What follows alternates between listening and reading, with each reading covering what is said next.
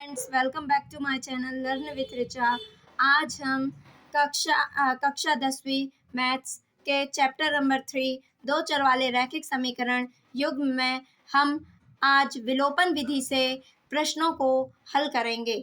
चलिए देखते हैं। तो सबसे पहले आपको हल करना है प्रश्नों को विलोपन विधि से। तो ये क्या दिए हैं? दिए गए रैखिक समीकरण युग्म, रैखिक समीकरण युग्म है ना। चलिए क्या दिए हुए हैं? 3x plus Y equal to 10 और 2x minus 2y equal to 2। तो विलोपन विधि का नाम ही है, अर्थात किसी एक चीज को हमको क्या करना है?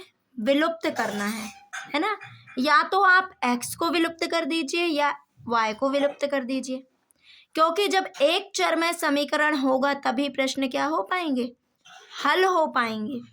ठीक है, तो इसके लिए विधि है कि आपको या तो x के गुणांक 1 से करने पड़ेंगे दोनों समीकरणों में, या y के गुणांक 1 से करने पड़ेंगे।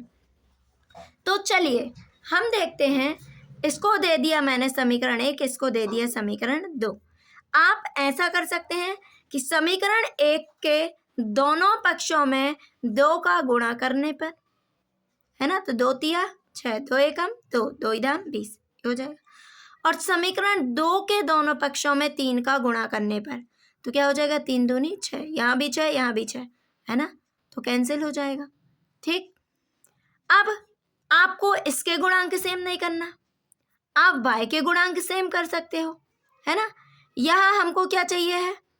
यहाँ 1 है तो समीकरण 2 के दोनों पक्षों में 1 का गुणा कर दो। यहाँ क्या है? 2, तो समीकरण 1 के दोनों पक्षों में 2 का गुणा कर दीजिए। ठीक है ना। तो आपको जो सरल लगे वो करिए। तो शुरू करते हैं। लिखेंगे समीकरण 1 के दोनों पक्षों में मैं 2 का गुणा करने पर, चलिए करिए। यहाँ लिख लो 2। अब यहाँ क्या है? समीकरण 1 3x प्लस वाई बराबर, दोनों पक्षों में करना है, आप करना भूल जाती हैं। तो क्या हो जाएगा? 2 तिया 6x, 2 एकम 2, y 10 दूनी 20, इसके दो दे समीकरण 3। ठीक, अब समीकरण 2 के दोनों पक्षों में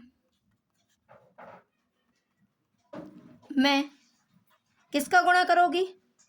x का गुणांक 1 में क्या है? 3, तो 3 का गुणा करने पर, 3 का गुणा करने पर, चलिए कर दीजिए। समीकरण 2 में कर रहे हैं अपन, तो समीकरण 2 क्या है? 2x माइनस 2y, किसका गुणा कर रहे हैं? 3 का, बराबर 2 गुणित 3, ये कर दिया दोनों साइड। तो 3 दूनी 6x, 3 दूनी 6y बराबर 2 तिया 6, इसको दे दो समीकरण 4। ठीक है ना। अब सबसे पहले अब समीकरण 3 व 4 से लिखो। तो समीकरण 3 क्या है? 6x प्लस 2y बराबर 20 और 6x माइनस 6y बराबर 6।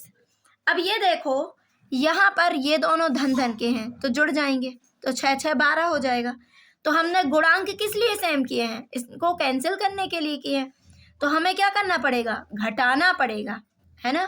और तो यहाँ लिख दीजिए, ये समझ में आ गया ना, लिख लीजिए फिर देख लीजिए। समीकरण 1 से 2 को घटाने पर, समीकरण 1 से 2 को घटाने पर, तो ये धन का है, घटा रहे हैं। अब यहाँ क्या हो जाएगा? सॉरी 3 4 दिए हैं हमने, 3 और 4, या फिर ये भी लिख सकते हैं समीकरण 3 माइनस समीकरण 4। अब ये ऋण हो जाएगा, अब ये ऋण का है तो अब इस चिन्ह को मत ध्यान दीजिए। अब ये क्या हो जाएगा? ऋण ऋण धन, और ये क्या हो जाएगा? धन ऋण ऋण, ये घटा रहे हैं तो घटाएंगे जब तो क्या हो जाएगा? ये चिन्ह ऋण का है तो धन हो जाएगा, जहाँ धन है वहाँ ऋण हो जाएगा, है ना। तो अब 6 में से 6 गए, 6x में से 6x कैंसिल हो गए, 6 2, अब ये चिन्ह भूल जाइए, नीचे का देखिए, 6 धन 2 हो जाएगा 8y हो जाएगा, और 20 में से 6 गए 14, है ना। अब y बराबर हो जाएगा 14/8, 2 सत्ते 14, 2 चौके 8, तो हो गया y बराबर 7/4।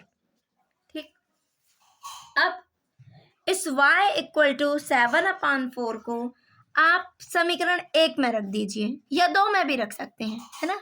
तो लिख दीजिए y बराबर 7/4 समीकरण 1 में रखने पर, है ना। किसी एक की वैल्यू पता चल गई हमको, तो 3x + 7/4 इक्वल टू 10, ठीक है ना। 3x बराबर 10 - 7/4, तो क्या हो जाएगा, एलसीएम क्या आ जाएगा, 4, 10 चौके 40 ऋण 7, 3x बराबर 40 में से 7 गए कितना होगा 3, 33/4। अब देखो ये गुणा में है तो ये कहाँ जाएगा, भाग में, 33/4 × 3, 3 एकम 3, 3 11 33, हो जाएगा x बराबर 11/4। अतः x और y के मान क्या हो जाएंगे, 11/4 और 7/4। अगला प्रश्न है 2x + 3y बराबर 11 और 2x - 4y इक्वल टू -24 को हल कीजिए और इससे m का वह मान ज्ञात कीजिए जिसके लिए y बराबर mx + 3 है। तो हमें क्या ज्ञात करना है, m का मान, क्या ज्ञात करना है, m का मान। लेकिन कब ज्ञात हो पाएगा, जब हमें x और y की वैल्यू क्या होंगी, पता होंगी। तो सबसे पहले तो हमें x और y की वैल्यू फाइंड करनी है।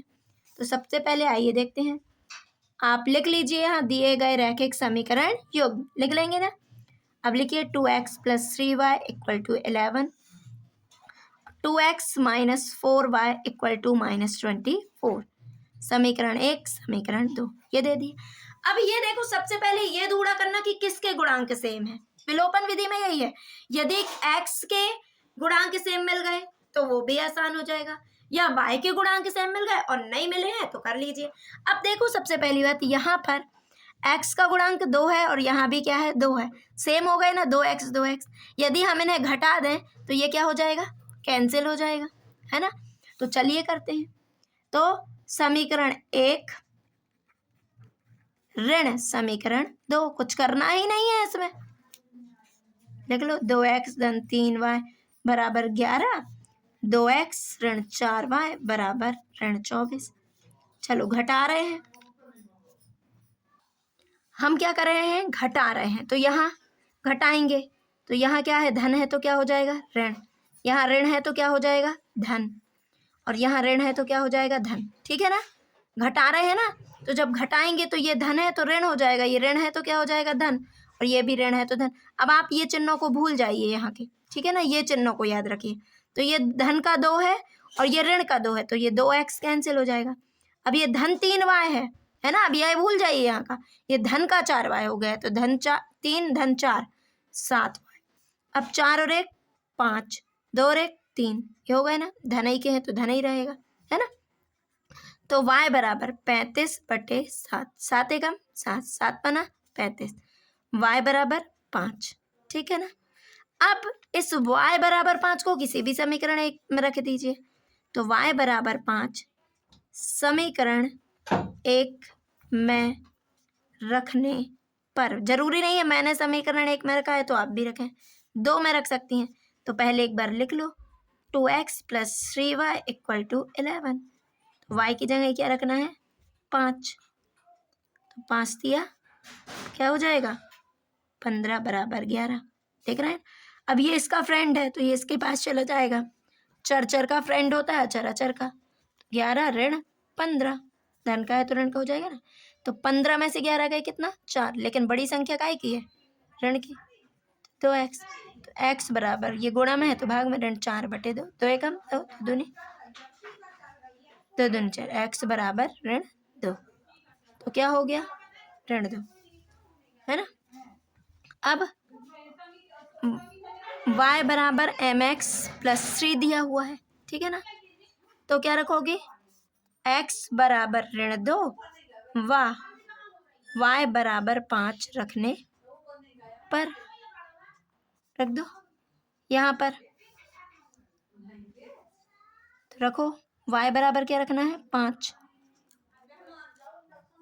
x बराबर -2 धन 3, 5 बराबर -2m धन 3, ये धन का है तो ऋण का 5 ऋण 3 ऋण 2m, 5 में से 3 गए तो ऋण 2m। अब ये ऋण यहाँ कर दो, ऋण 2 बराबर 2m। अब ये गुणा में है तो कहाँ चला जाएगा भाग में, 2 एकम 2 2 एकम 2 ऋण 1 या m बराबर ऋण 1, ऐसा भी लिख सकते हैं। तो m की वैल्यू क्या आ गई ऋण 1। तो ये बहुत ही आसान प्रश्न है, परीक्षा में आते भी हैं, तो आप सीख लीजिए। इस पार्ट से आपको मुख्यतः किन किन प्रश्नों को सीखना है, एक a1/a2, b1/b2, c1/c2 के मानों की तुलना कीजिए और बताइए कि निरूपित रेखाएं प्रतिच्छेदी होंगी या समांतर होंगी, और एक रैखिक समीकरण युग्म बनाना सीख लीजिए। और अगला प्रश्न क्या है, विलोपन या प्रतिस्थापन विधि सीख लीजिए, है ना, जिससे आप अच्छे नंबर ला पाएंगे। तो आप इन प्रश्नों का अच्छे से अभ्यास कर लीजिए। यदि आपको समझ में आया है तो आप मेरे चैनल को लाइक, शेयर एंड सब्सक्राइब कर सकते हैं। Thank you for watching.